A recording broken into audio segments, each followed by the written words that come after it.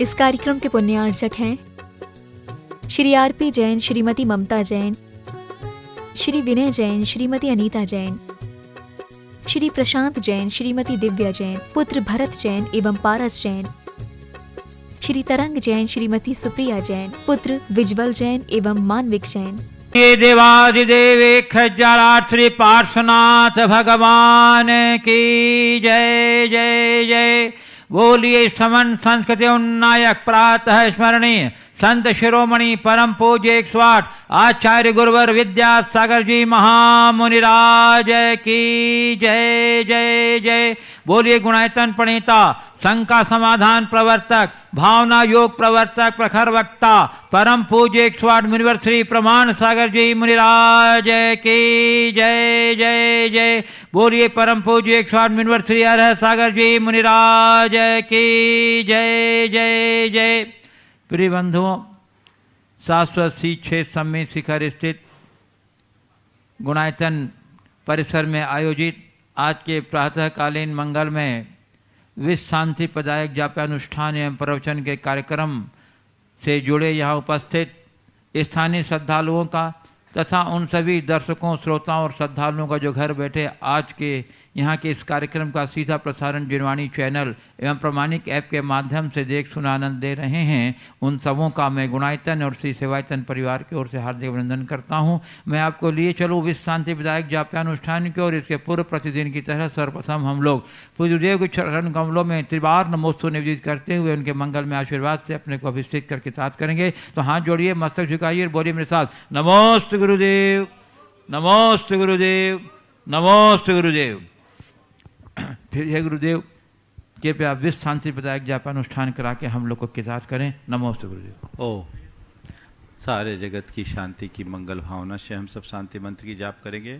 ओम सम्यक दर्शनाय नमः। ओम सम्यक दर्शनाय नमः। ओम सम्यक ज्ञानाय नमः। ओम सम्यक ज्ञानाय नमः। ओम सम्यक चारित्राय नमः। ओम सम्यक चारित्राय नमः। ओम ह्रीं जगत शांति कराय श्री शांतिनाथाय नमः। सर्वोपद्रव शांतिम कुरु कुरु स्वाहा। ओम ह्रीं जगत शांति कराय श्री शांतिनाथाय नमः। सर्वोपद्रव शांतिम कुरु कुरु स्वाहा। ओम ह्रीं जगत शांति कराय श्री शांतिनाथाय नमः। सर्वपद शांतिम कुरु कुरु स्वाहा।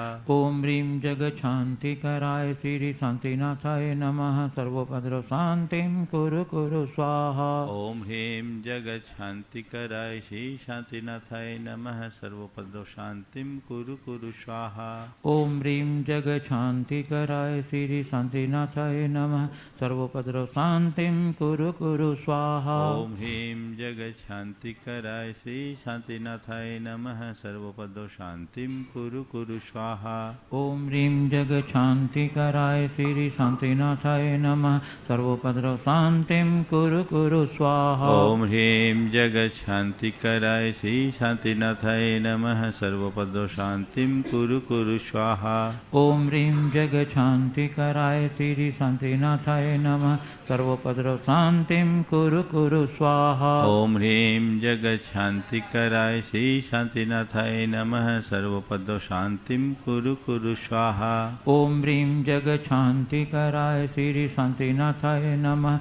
सर्वोपद्रव शांतिम कुरु कुरु स्वाहा।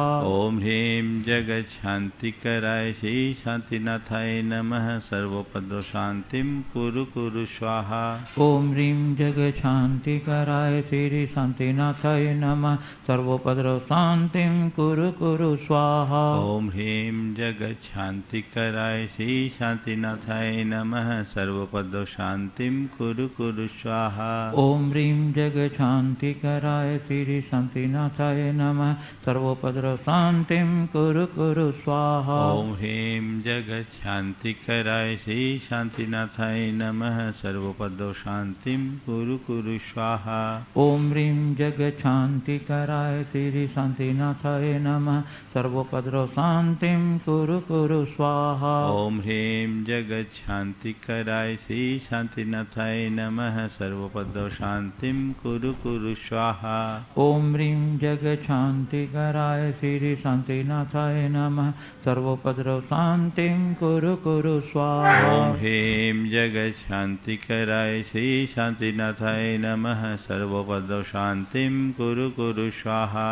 ओम ह्रीं जगत शांतिकराय श्री शांतिनाथाय नमः सर्वोपद्रव शांतिं कुरु कुरु स्वाहा। ओम ह्रीं जगत शांतिकराय श्री शांतिनाथाय नमः सर्वोपद्रव शांतिं कुरु कुरु स्वाहा।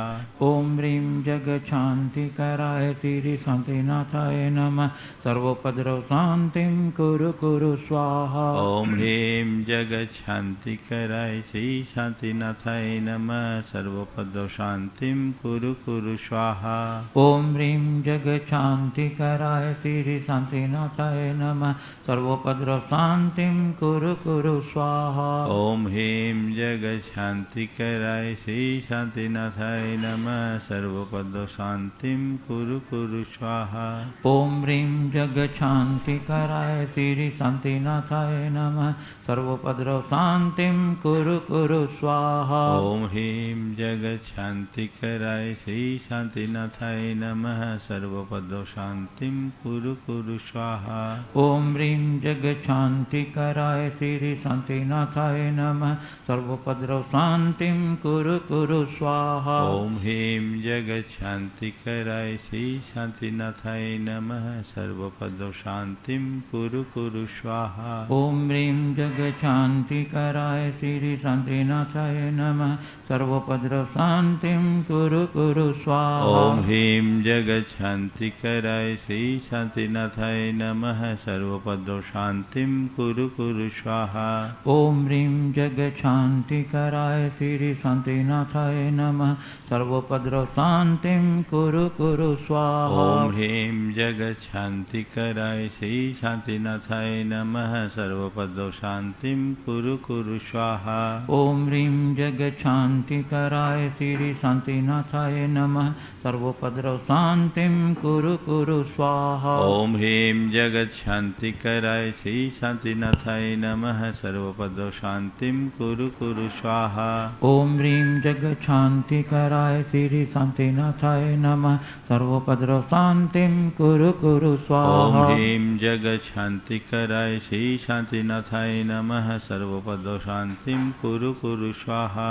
ओम ह्रीं जगत शांतिकराय श्री शांतिनाथाय नमः सर्वोपद्रव शांतिं कुरु कुरु स्वाहा। ओम ह्रीं जगत शांतिकराय श्री शांतिनाथाय नमः सर्वोपद्रव शांतिं कुरु कुरु स्वाहा।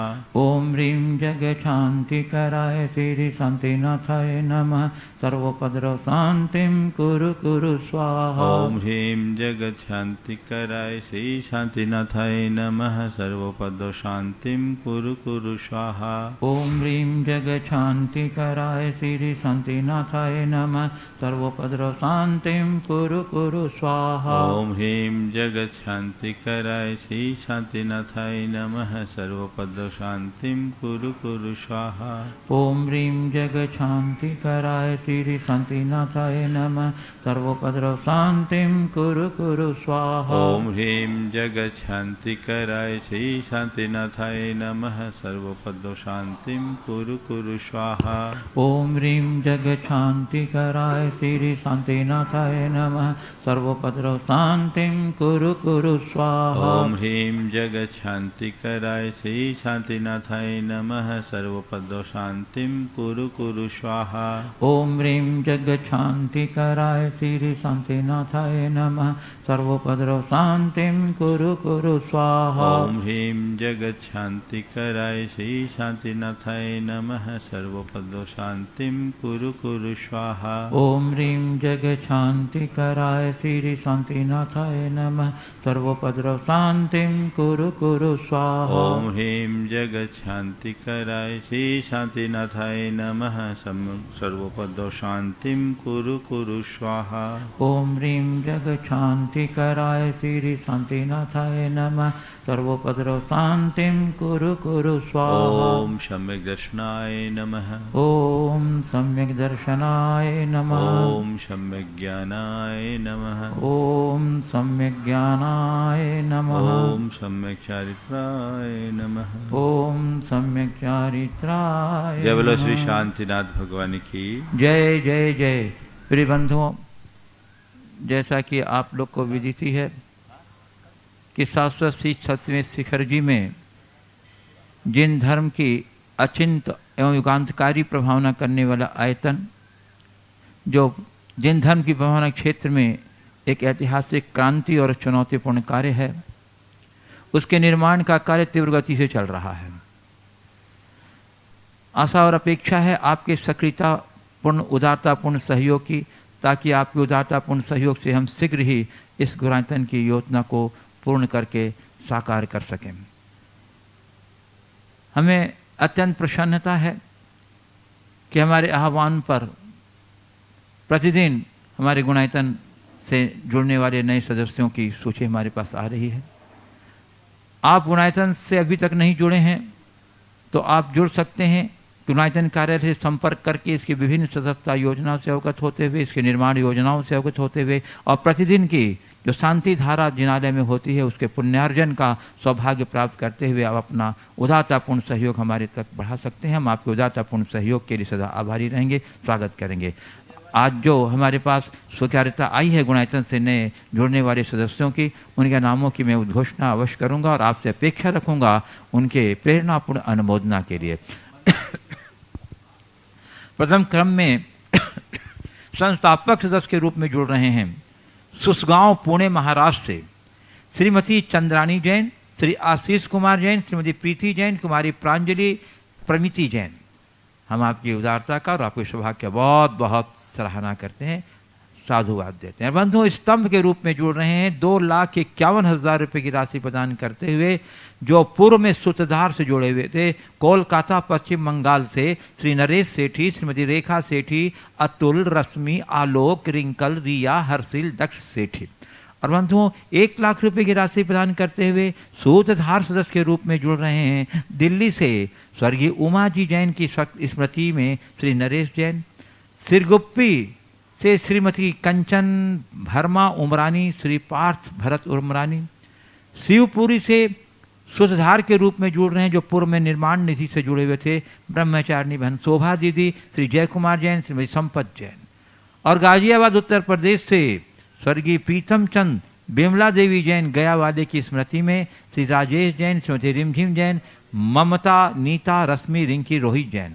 और गुड़गांव हरियाणा से स्वर्गीय धन्नालाल संजय कुमार जैन की स्मृति में श्रीमती प्रेमलता जैन, श्री अनिल अलका जैन।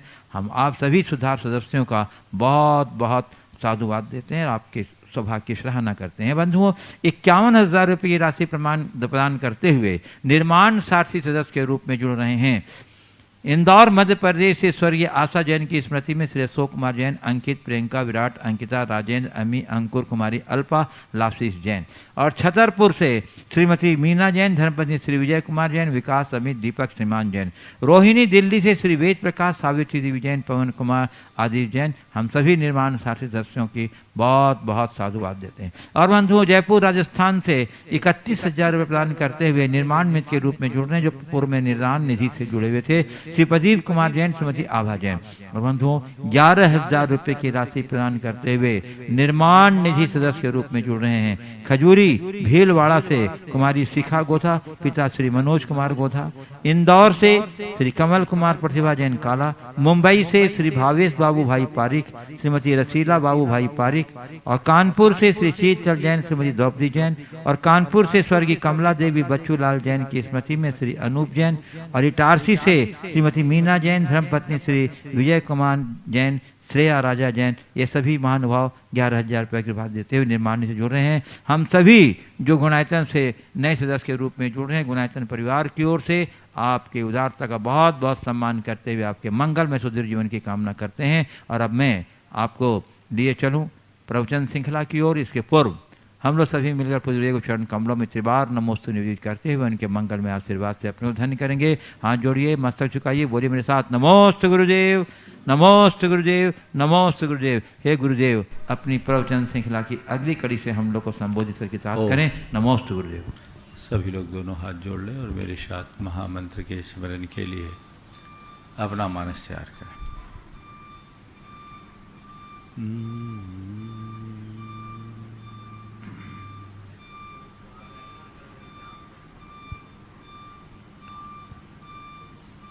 नमो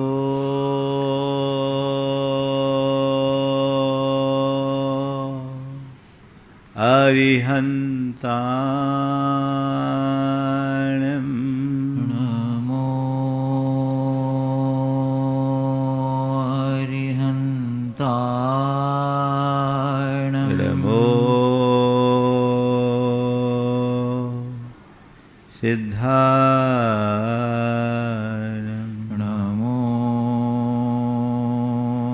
सिद्धाणं नमो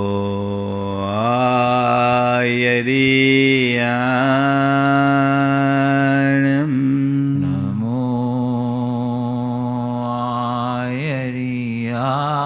आयर्याणं नमो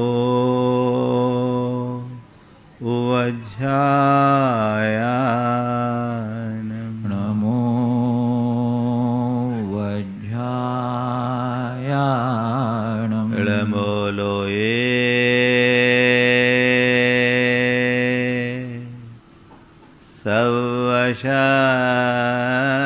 सवशाहुनं नमो लोये सवसाहुनं एषो पञ्चनमुयारो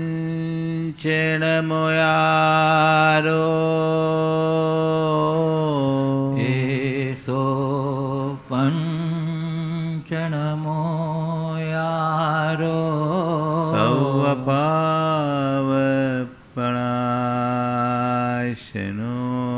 सवपावपणासनो मङ्गलाळं च सवेशिं मङ्गलाळं च सवेशिं अर्हमं हो मङ्गलम् पढ़ मम होई मंगलम। जय बोलो देवादिदेव 1008 श्री भगवान महावीर स्वामी की जय जय जय। अहिंसा परमो धर्म की जय जय जय। परम पूज आचार्य गुरुवर श्री विद्यासागर जी महाराज की जय जय जय। बोले परम पूज्य एक साथ मिनवर श्री प्रमाण सागर जी महाराज की जय जय जय। परम पूज्य एक साथ मिनवर श्री हर सागर जी महाराज की जय जय जय। नमोस्तु गुरुदेव, नमोस्तु गुरुदेव। मनुष्य के जीवन में अनेक प्रकार की दुर्बलताएं हैं। कुछ दुर्बलताएं ऐसी है जो हमारे व्यक्तित्व को अत्यंत क्षुद्र बना देती है, जिनके कारण हमारे व्यक्तित्व का गौरव और गरिमा खंडित होती है। ये दुर्बलताएं कुछ स्वभावगत होती है और कुछ लोग परिस्थिति से प्रेरित होकर ऐसी दुर्बलताओं के शिकार होते हैं। इन्हीं दुर्बलताओं पर प्रतिदिन आप सबके बीच चर्चा चल रही है। आज उसके क्रम में एक ऐसी वृत्ति की बात है जिसे बहुत हीन दृष्टि से देखा जाता है। आज बात है यह की, और यह का मतलब है याचना। याचना करना एक बहुत बड़ी दुर्बलता है। हमारे यहाँ याचक वृत्ति को बड़ी निंद वृत्ति के रूप में गिना गया है। जो व्यक्ति याचक वृत्ति से जीता है उसे भिखारी के रूप में जाना जाता है और उसे बड़ा दीनहीन समझा जाता है। याचक की गौरव और गरिमा नहीं रहती। कुरान काबा में लिखा है कि अगर कोई मनुष्य किसी के आगे कुछ चाहने के लिए हाथ पसारता है तो उसका संपूर्ण गौरव खंडित होता है और उसकी गरिमा तो तब और भी छिन्न भिन्न हो जाती है जब उसे अनादृत करके लौटा दिया जाता है। कुछ लोग होते हैं जिन्हें किसी प्रकार की याचना में कोई संकोच नहीं, और कुछ लोग होते हैं जो किसी भी स्थिति में अपना हाथ फैलाने की इच्छा नहीं रखते। 4 तरह के लोग हैं। एक वे जिनमें याचक वृत्ति है, दूसरी वे जो अयाचक वृत्ति वाले हैं, तीसरी वे जो उदार हैं, जो कोई याचक आए तो उसे लौटाते नहीं, और चौथे वे जो बड़े कृपण हैं, कंजूस हैं, उनके सामने चाहे कोई आ जाए एक दाना भी नहीं देते। इन चारों में अयाचक और उदार वृत्ति ही मनुष्य के जीवन को महान बनाती है। तुम्हारे सामने चाहे कैसी भी स्थिति निर्मित क्यों ना हो, कभी किसी के आगे कुछ मांगने के लिए हाथ मत फैलाना। जब भी किसी व्यक्ति को किसी के आगे हाथ फैलाना होता है तो उसका हाथ नीचे होता है और देने वाले का हाथ ऊपर होता है। कभी किसी से कुछ मत मांगो, स्वावलंबी बनो, अपने दम पर अपने जीवन का निर्वाह करो। मांगने की वृत्ति अच्छी नहीं है, लेकिन कुछ लोग हैं जिनको मांगने की आदत है, और मांगने की आदत भी ऐसी, मांग लेना फिर कभी लौटाना नहीं, है ना। कई लोग भिक्षा में याचना करते हैं, कई लोग उधार की याचना करते हैं, लेकिन मांग लिए। भिक्षा तो एक बड़ी दीनता का द्योतक है, अगर आपने हाथ फैलाया तो वो आपकी दीनता है। और फिर कुछ लोग जो है मांगते हैं, उधार मांगते हैं, कर्ज मांगते हैं, उनका काम है मांगना, आज इससे मांगना, कल उससे मांगना, परसों उससे मांगना। मांगने की प्रवृत्ति उनकी लगती है, मांग कर लेना पर चुकाना किसी को नहीं, है ना। एक बार एक व्यक्ति एक सेठ के पास चला गया और कहा मुझे 50,000 रुपये दे दीजिए। सेठ ने कहा भैया मैं तुम्हें रुपये कैसे दे दूं, मैं तो तुम्हें पहचानता भी नहीं। सेठ के पास गया, कहा मुझे 50,000 रुपये दे दीजिए। उसने सेठ ने कहा भैया मैं तुम्हें रुपये कैसे दे दूं, मैं तो तुम्हें पहचानता भी नहीं। तो उसने कहा हद हो गई, अभी तक मैं जिसके पास भी गया सबने मुझे यह कह करके निकार दिया कि हम तुम्हें रुपया नहीं दे सकते क्योंकि हम तुम्हें अच्छे से पहचानते हैं। सब पहचानते हैं, जिसने अपनी पहचान ही ऐसी बना ली। तो याचकों को देखकर लोग कन्नी काटते हैं, है ना। तो याचना कभी मत करो, चाहे तुम्हारे प्राण जाने की भी नौबत क्यों ना आ जाए। कभी किसी के आगे याचना करो ही नहीं, क्योंकि उससे दीनता है। मैं एक ऐसे व्यक्ति को जानता हूं, देखो स्वाभिमानी व्यक्ति क्या होता है। उसकी स्थिति अत्यंत सामान्य, मतलब वो सिलाई मशीन चलाकर अपना रोजी रोजगार करता था। सिलाई मशीन चला करके अपना रोजी रोजगार करता था। उसके बेटे ने थोड़े उसके द्वारा जोड़े हुए पैसे से अपना कारोबार शुरू किया। संयोग ऐसा बना कि उसके बेटे का 1,25,000 रुपया लेकर कर कोलकाता जा रहा था, रास्ते में जेब कट गई, जो भी हुआ चोरी हो गई। उस व्यक्ति के ऊपर एक बहुत बड़ा झटका था। उसने मुझसे बताया, मुझे उसकी स्थिति को देखकर लगा कि इस आदमी को कहीं सहयोग देना चाहिए, दिलाना चाहिए।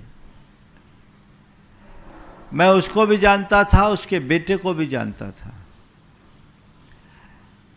मैंने एक व्यक्ति से कहा कि देखो इस व्यक्ति के साथ ऐसी ऐसी स्थिति आ गई है, वो उसके ही गांव का था और बड़ा उदार था।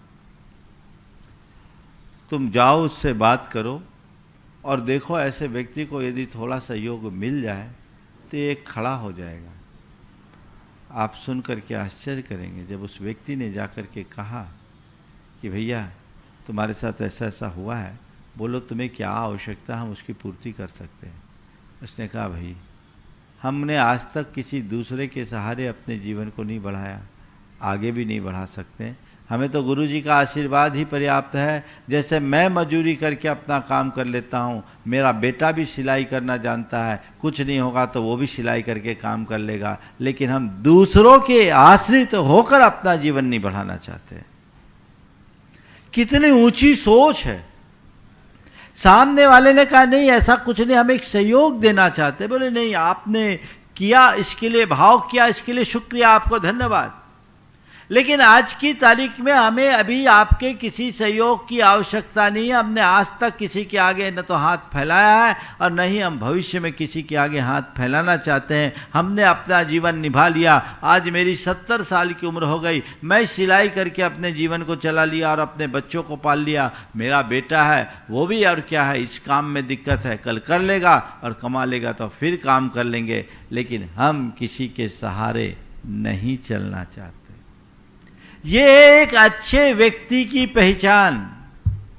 और कुछ लोग होते हैं जो उठपटांग काम करते हैं, ओवर एस्टिमेट बिजनेस करते हैं, अनाप शनाप खर्चा करते हैं, और इससे लेकर उसको और उससे लेकर उसको, उनका पूरा जीवन ही इसकी टोपी उसकी सिर, इसकी टोपी उसकी सिर चलते रहती। अब एक युवक आया मेरे पास, उसको उसके पिताजी लेकर आए।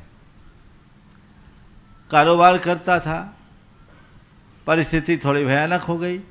पिताजी लेकर आए, बोले महाराज जी इसको थोड़ा सा समझाइए, इसने बहुत कर्जा कर लिया, इसने बहुत कर्जा कर लिया। मैंने कहा क्या हुआ भैया? तो पता लगा लाखों रुपया का कर्जा उसने कर लिया था, क्षमता से ज़्यादा कारोबार किया और उसमें उसको नुकसान हो गया, और वो एक दूसरे को ब्याज चुकाने के लिए, एक दूसरे के लिए रकम चुकाने के लिए मोटे ब्याज दर पर रुपया लेते गया, और इसका रुपया उसको, उसका रुपया उसको, इसका रुपया उसको, इसका रुपया उसको, उसमें उसका कर्ज बढ़ गया। अब स्थिति ये थी, जब उसने बताया, बोले भैया कोई बात नहीं है, थोड़ी सी स्थिति है, तुम्हारी जो एसेट्स है उसको सल्टा करके वो ठीक करो। इसको बोलो कि पहले ये उसमें कुछ ऐसे लोगों का भी रुपया था जो बड़े बदमाश टाइप के लोग थे, और कुछ लोगों को उसने चेक भी दे रखा था, तो चेक के चक्कर में उसके ऊपर केस बनने की संभावना थी। स्थिति जटिल थी। मैंने उसको समझाया कि भैया किसी तरह से रास्ता करो, कोई रास्ता निकालो। और नहीं है, उसके कुछ रिलेटिव थे बड़े समर्थ और उदार थे। हमने कहा अपने कुछ रिलेटिव, उसके माने लड़के का ससुर ही बहुत समर्थ था। हम बोले अपने रिश्तेदारों से कहो कि इस संकट की घड़ी में थोड़ा सहयोग करे और काम करके आगे चलो। पिता ने कहा महाराज इसने किसी के सामने मुंह दिखाने लायक ही नहीं छोड़ा, तो अब क्या कहेंगे महाराज? सबसे मांग चुका, जितने से मांगना था सबसे मांग चुका, और महाराज जी जिससे हम 5 लाख ले सकते थे उससे 5,000 रुपया लेके रास्ता बंद कर दिया। किसी से भी कुछ भी मांग ले, तो जिन लोगों को मांगने में रंचमात्र संकोच नहीं होता उनकी दशा बड़ी दयनीय हो जाती है।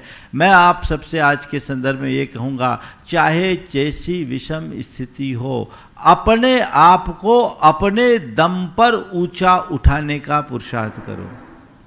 दूसरों पर निर्भर कभी मत हो, कभी किसी के आगे याचना न करना पड़े, हाथ फैलाना न पड़े। मुनियों के संदर्भ में कहा है कि मुनिराज का हाथ दूसरों को आशीर्वाद देने के लिए तो उठता है, पर कुछ मांगने के लिए नहीं। ऐसे ही मनुष्य को अपने जीवन में कभी किसी के मांगने की स्थिति बनने ही नहीं देनी चाहिए। ऐसी नौबत ही ना आए कि हम किसी से कुछ मांगे। अब महाराज जी, हम लोग, कई लोग बोलते हैं हम लोग धार्मिक सामाजिक कार्यों में आगे होते हैं, और धार्मिक सामाजिक कार्यों के लिए लोगों का सहयोग अपेक्षित होता है, और सहयोग के लिए लोगों से दान भी मांगना पड़ता है। तो क्या ये भी याचना की श्रेणी में आएगा? कई जगह के लोग जो समाज के मुख्य कार्यकर्ता होते हैं वो तो कहते हैं महाराज हम लोग समाज में बड़े बदनाम हैं, लोग हम लोग शक्ल देखते तो समझते इनको कुछ देना पड़ेगा, तो दाएं बाएं होते हैं। तो महाराज क्या है ये? याचना है। देखिए, स्थूल तौर पर देखें तो याचना है, लेकिन गहराई से देखें तो याचना नहीं, एक प्रेरणा है। आपको समाज के लिए, धर्म के लिए लोगों से अगर दान लेना है तो दान मांगिए मत, दान देने के लिए प्रेरित कीजिए। उन्हें आप अपनी बात बताइए, उसका महात्मा बताइए और महात्मा बता करके उनसे कहिए कि आज इसकी आवश्यकता, और आप अगर ऐसा द्रव्य लगा करके, अपना धन लगा करके लाभ लेते तो ये आपके बड़े पुण्य लाभ का अवसर है।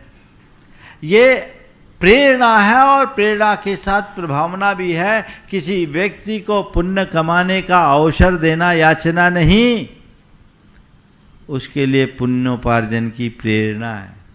उससे उसका परिग्रह कम होता है, उसकी आसक्ति मंद होती है, और अपने आसक्ति की मंदता, परिग्रह की अल्पता के बल पर वह अपने जीवन को काफ़ी खुशहाल बना सकता है। तो हमें ऐसी प्रेरणा देना है, उसमें फिर संकोच नहीं करना। ही हमने आज तक किसी से बोला नहीं, हम कैसे बोले। अपने लिए मांगना पाप है, पर औरों के कल्याण के लिए किसी को प्रेरणा देना परम पुण्य है। एक आदमी आगे आता है और उस एक आदमी के आह्वान पर अनेक लोग जुड़ते हैं, तो उससे कितने लोगों को पुण्य का लाभ होता है, और उस संग्रहित द्रव्य से कितने जीवों का कल्याण होता है। इसलिए इसको याचना मत कहना, ये प्रेरणा है। दान की प्रेरणा दो, दान मांगो मत। मांगना तो लोग व्यवहार में बोला जाता है, दान मांगा नहीं जाता, दान दिया जाता है और दान की प्रेरणा दी जाती है। तुम प्रेरणा दो, अच्छी प्रेरणा दो। तुम्हारी प्रेरणा से प्रभावित होकर के लोगों का जीवन बदलेगा, तो वह भी तुम्हारे लिए महान पुण्य का कारण बनेगा। तो ये तो होना ही पड़ता है, बिना प्रेरणा दिए तो कोई देता भी नहीं है। देता है क्या?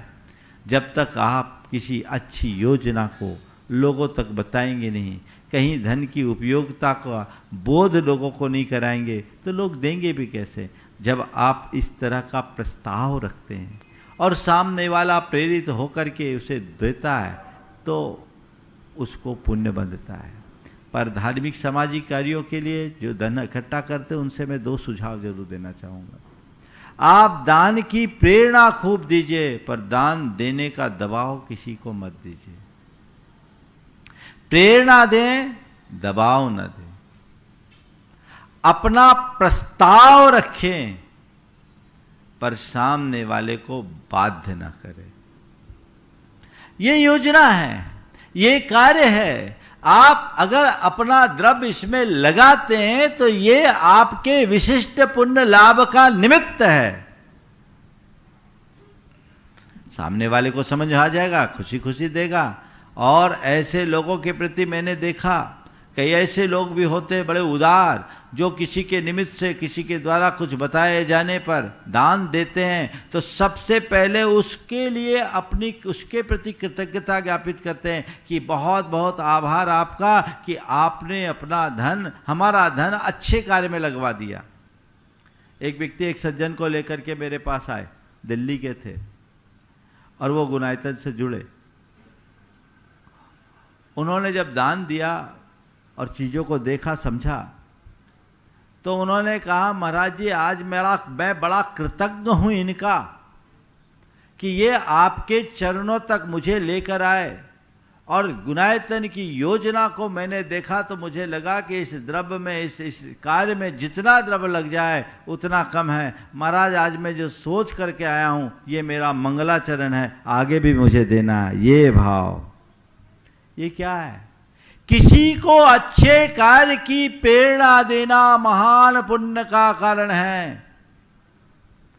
पर प्रेरणा और याचना में बड़ा अंतर है। भैया थोड़ा ही दे दो, कुछ भी दे दो, दीनता से कभी मत करना काम। आप कर सको तो कर दो, और सामने वाले का पुण्य प्रबल होगा तो वो अपने आप करेगा।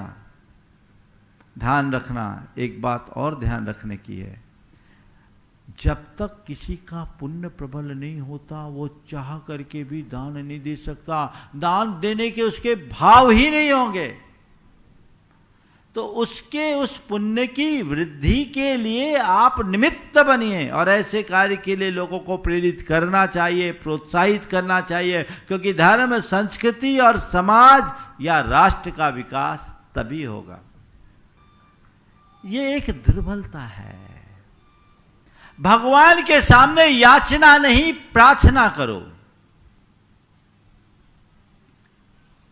अपने संकट को टालने की कामना करना याचना है। संकट को टालने का निवेदन करना एक प्रकार की याचना है। और कैसा भी संकट हो, संकट में अपने आप को स्थिर बनाए रखने की भावना प्रकट करना प्रार्थना है। मेरे कष्ट दूर हो ये याचना। भगवान कैसा भी कष्ट हो मेरी स्थिरता बनी रहे, मैं उन कष्टों को सह सकूं, ये प्रार्थना। याचना किसी वस्तु विशेष या व्यक्ति विशेष को पाने की होती है, और प्रार्थना स्वयं को स्वस्थ, समर्थ, सशक्त और सकारात्मक बनाने की कामना का नाम है। अपने आप के अंदर ऐसे गुण विकसित करो कि भगवान के चरणों में जाओ तो याचक बनकर नहीं, क्या बन करके जाओ? भक्त बन करके जाओ, पुजारी बन करके जाओ। एक सेठ ने भगवान का मंदिर बनाया, बहुत भव्य मंदिर बनाया, और प्रतिदिन रत्नों की थाल लेकर भगवान की पूजा करता था। उसी मंदिर के बाहर था। एक दिन दोपहर में वो भिखारी गया, अंधा भिखारी था। सेठ उस दिन कुछ विलंब से आया, देखा तो भिखारी भगवान से बात कर रहा था। भिखारी ने भगवान को, बड़ा कृतज्ञ हूं आपका, आपका कितना महान उपकार है मुझ पर कि आपने मुझे दोनों सबल पैर दिए। भले मेरी आंखें नहीं, पर कितने समर्थ पैर हैं। बल पर मैं आपके चरणों में नित्य आ जाता हूं। मैं आपके दर्शन न कर पाऊं तो क्या हुआ, आपकी दृष्टि मुझ पर पड़ती है, मैं धन्य हो जाता हूं। और अच्छा मानता हूं इससे कि मेरी दृष्टि नहीं है, आपको नहीं देख पाता तो दुनिया में और किसी को भी नहीं देख पाता। प्रभु, बस आपकी अंतर छवि मेरे हृदय में है, मैं उसका ही दर्शन करता हूं, और आपकी दृष्टि मात्र से मैं धन्य हो जाता हूं। भगवान ने कहा कि देख, निश्चित तेरा सौभाग्य है, पर मैं चाहता हूं तुझे दृष्टि भी मिल जाए। मेरी आंखें निकाल करके तू जड़ ले।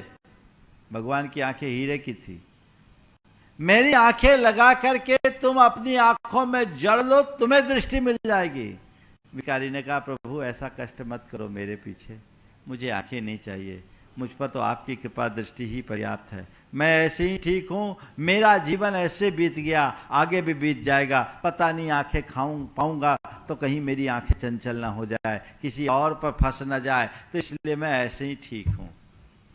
सेठ ने देखा तो तिल मिला गया। उसने भगवान से कहा, भगवान अरे कम से कम स्टेटस तो देखा करो। मैं आपका इतना बड़ा पुजारी, इतना बड़ा भगत, इतना विशाल मंदिर बनाया, रोज सबसे पहले मैं आपकी पूजा करता हूं, मैं ना आऊं तो आपका पूजन ही ना हो, आपका भोग भी ना लगे, और आपको पसंद भी आए तो अंधा भिखारी, उसकी औकात क्या है? आज तक तो आपने मुझसे बात नहीं किया, आपको वो भिखारी पसंद आया। तो भगवान ने कहा, राजन ठीक कहते हो, मैं भिखारी को पसंद भी नहीं करता, मैं भिखारी को कभी पसंद नहीं करता, मैं याचक को कभी पसंद नहीं करता, और इसीलिए कभी मैंने भिखारी से बात भी नहीं की। भगवान आज ही तो आपने भिखारी से बात की। सेठ, काश तू भिखारी को पहचान पाता। भिखारी कौन है? जो निर्लज्जता पूर्वक मांगता है उसको ना भिखारी कहते हैं। बोले हाँ। भिखारी कौन? जो निर्लज्जता पूर्वक जिस किसी के आगे हाथ पसार दे वो भिखारी। तो भगवान ने कहा, बस मैं तुझसे यही कहना चाहता हूं, तू जिससे भिखारी कह रहा है ना, उसने आज तक मुझसे कभी कुछ नहीं मांगा। तो जिससे भिखारी कह रहा उसने आज तक मुझसे कभी कुछ नहीं मांगा, अपितु मैं अपनी ओर से उसे देना चाहा तो भी उसने कहा, प्रभु मुझे नहीं चाहिए, मेरे पास जो है पर्याप्त है। बताओ भिखारी है कि सहंसा? लेकिन तू अपने आप को सहंसा मानता है? तू देख, अपने आप के भीतर झांक कर देख, एक भी दिन ऐसा हुआ जिस दिन तूने अपना कोई मांग मेरे पास नहीं रखा? तू एक मुट्ठी भर चावल मेरे चरणों में चढ़ाता और मांगता क्या क्या है। कभी तू मकान मांगता है, कभी तू संतान मांगता है, कभी तू पुत्र मांगता है, कभी संपत्ति मांगता है, कभी स्वास्थ्य मांगता है, कभी प्रतिष्ठा मांगता है। तू रोज तो मुझसे कुछ मांगने आता है, पूजा करने आता कहां है। और मैं याचकों को पसंद नहीं करता, मैं भक्तों को पसंद करता हूं। बस मैं आपसे इतना ही कहना चाहता हूं, भगवान के चरणों में जाओ तो याचक बनकर के जाओ, समर्पण के भाव से जाओ। मुझे उसकी जरूरत ही नहीं है तो भिखारी कौन समझ लो। हम काश ये पहचान पाए। याचक वृत्ति मनुष्य के पतन का द्योतक है और अयाचक भाव मनुष्य की गरिमा का प्रतीक। तो याचक वृत्ति से मुक्त होकर अयाचक भाव अपने हृदय में धारे तो हमारा जीवन आगे बढ़ेगा। अब तीसरा, कई लोग हैं जो अपनी परिस्थिति से पीड़ित होकर के याचना करते हैं। जो आदतन याचना करते तो अलग बात है, पर मैं एक बात और कहूँगा आप लोगों को, दुनिया में भिखारी वे नहीं जो सड़क पर घूमते दिखते हैं, भिखारी वे भी हैं जो सफ़ेद पोश होते हैं, गाड़ी बंगला में घूमते हैं। अंतर ये है कि वे भिखारी 2-4 रुपये मांगते हैं और इनकी मांग 2-4, 10-20 लाख और करोड़ की होती है। ये बड़े, जिसकी जितनी बड़ी मांग वो उतना बड़ा भिखारी। पर तीसरे क्रम के लोग वे लोग होते हैं जो व्यक्ति घोर कंजूस, कृपण, अनुदार होते हैं। तुम्हारे यहां अगर कोई व्यक्ति परिस्थिति से पीड़ित होकर के मांगने आया है तो अपने दरवाजे पर आए याचक को कभी खाली मत लौटाओ। कुरान काब में लिखा है, जिस घर के दरवाजे पर आया हुआ कोई भी याचक अनादृत होकर नहीं लौटता, उसका वंश कभी निर्बीज नहीं होता। जिस घर के दरवाजे पर आया हुआ याचक कभी अनादृत होकर नहीं लौटता, उसका वंश कभी निर्बीज नहीं होता। आपके पास कोई आया है 1 रोटी 2 रोटी की मांग या 1 रुपये 2 रुपये की मांग लेकर, और आपने कह दिया चलो जाओ यहां कुछ नहीं है। सच में ऐसे व्यक्ति के पास सब कुछ होने के बाद भी कुछ नहीं है। उसकी परिस्थिति देखो, उसकी दशा देखो, और तुम्हारा हृदय दया से द्रवीभूत होना चाहिए। हाँ, मांगता हूं कि कई लोग ऐसे हैं जो आदतन भिखारी बने रहते हैं, वो उनका धंधा हो गया है। अभी कुछ दिन पहले एक समाचार आया था, एक भिखारी मरा और उसके मरने के उपरांत उसके पास जो पासबुक वगैरह निकले, उससे उसके पोस्ट ऑफिस और बैंक में 62 लाख रुपए थे। पूरी जिंदगी भीख मांग मांग कर गुजार दिया। वो व्यक्ति अलग पहचान में आ जाते। फिर भी यदि तुम्हारे द्वार पर कोई आया है तो तुम्हें चाहिए कि समर्थ होते हुए उसे जितना बन सके सहयोग दो, असहयोग मत दो, उसे यूं न लौटाओ। हाँ, जो जाहिर तौर पर दिखता है कि ये तो इसका दुरुपयोग करेगा, जिसको तुम जानते हो, पहचानते हो कि तुमने यहां पैसा दिया, उधर वो शराब पिया, उसको तुम नकार दो। लेकिन आम परिस्थिति से पीड़ित कोई व्यक्ति किसी भी वजह से, चाहे वो तुम्हारे दरवाजे पर आने वाला भिखारी हो, चाहे तुम्हारा कोई साधर्मी या सामाजिक बंधु हो, यदि वो तुम्हारे पास हाथ फैलाता है तो तुम्हारा हाथ उदारता से बढ़ते रहना चाहिए। कहते रहीम खान खाना बहुत उदार व्यक्ति थे। वे अपने दरवाजे से कभी किसी याचक को लौटाते नहीं थे। उनसे किसी ने कहा कि ये क्या बात है, आपने कोई आए उसको आप दान देते रहते हो, और दान देते समय उन्की आंखें नम हो जाती थी। तो किसी ने पूछा कि सीखे कहां नवाबजू जो ऐसी देनी देन, जो जो कर ऊंचो कियो त्यों तो नीची ने। हे नवाब साहब, आपने ये सीख कहां से प्राप्त की जो आप इतने खुले दिल से दान दे रहे हैं, और दान देने के लिए सामने वाला जैसे जैसे अपना आप दान देने के लिए अपना हाथ जो जो ऊपर उठाते हो त्यों तो आपकी आंखें नीचे नम हो जाती है। तो कहते हैं रहीम जी ने जो जवाब दिया वो उनकी उदारता का द्योतक है। उन्होंने कहा देनहार कोई और है, देवत है दिन रैन। लोग भरम मोपे करे, ताते नीची नैन। अरे मैं देने वाला कहां हूं? देने वाला तो कोई और है जो मेरे संयोगों से मुझे मिल रहा है। मैं देने में निमित्त बन रहा हूं, और लोग ये भ्रम कर रहे हैं कि ये दे रहा है, यश मेरा हो रहा है, इसलिए मेरी आंखें नम हो रही है। यह है उदारता।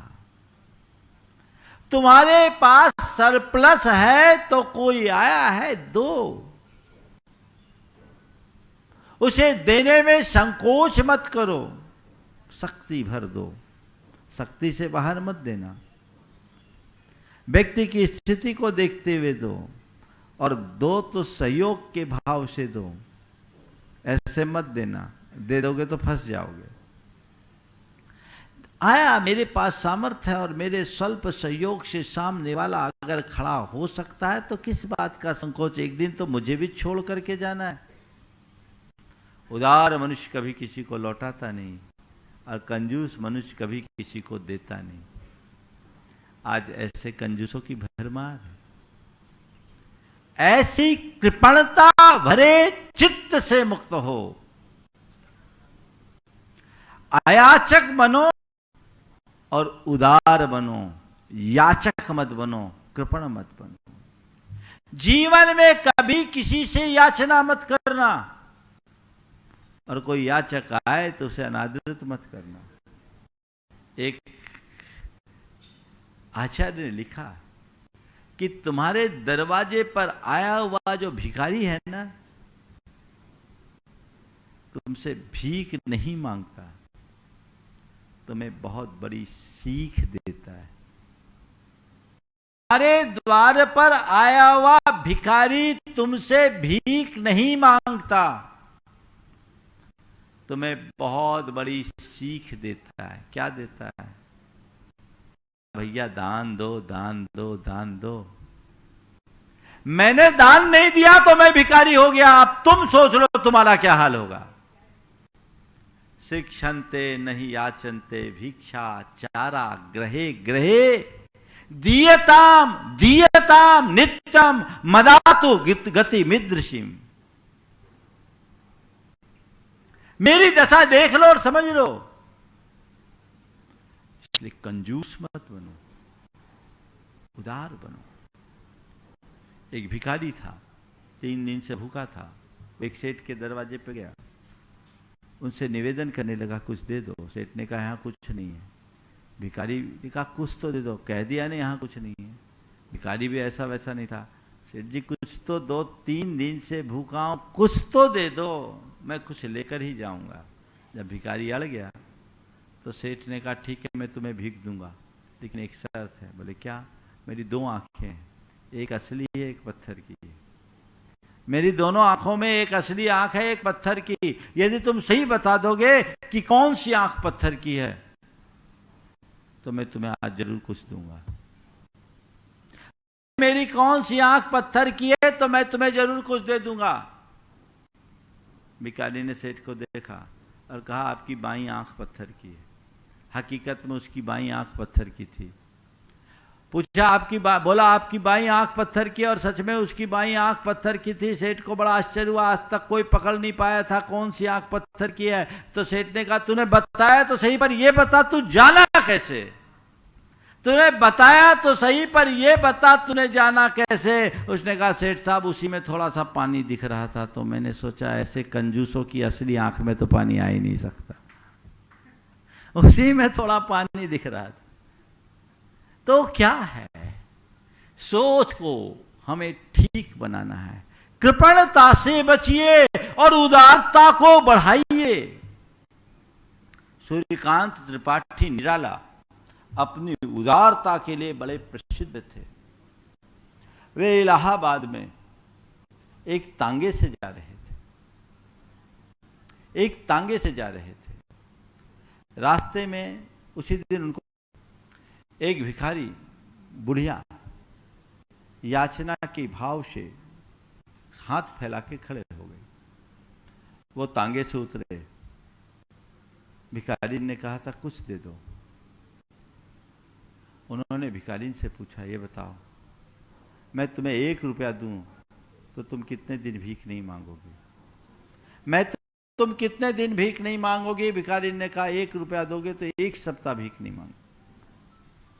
बोले अगर मैंने तुम्हें 5 रुपया दिया तो कितने? बोले 1 महीना भीख नहीं मांगूंगी। उन्होंने कहा यदि मैं 100 रुपया दे दूं तो? बोले जन्म भर भीख नहीं मांगूंगी। 100 रुपया दे दूं तो जन्म भर भीख नहीं मांगूंगी। उन्होंने अपने पर्स खोले, उसमें 650 रुपये थे। पूरे रुपये उस भिखारी की झोली पे डाल दिया और सीधे तांगे पे बैठे। तांगा आगे बढ़ गया। भिखारी कृतज्ञता भरे भाव से उन्हें देखती रह गई, पर कुछ कह भी नहीं पाई, आगे बढ़ गए। निराला जी का पर्स भले खाली था, पर हृदय भावों से भरा हुआ था। ये उदारता। मेरे स्वल्प सहयोग से एक व्यक्ति पूरे जीवन भिखारीपन से बच जाए, इससे अच्छी बात क्या है? तो आज बात यह की है, याचना की है।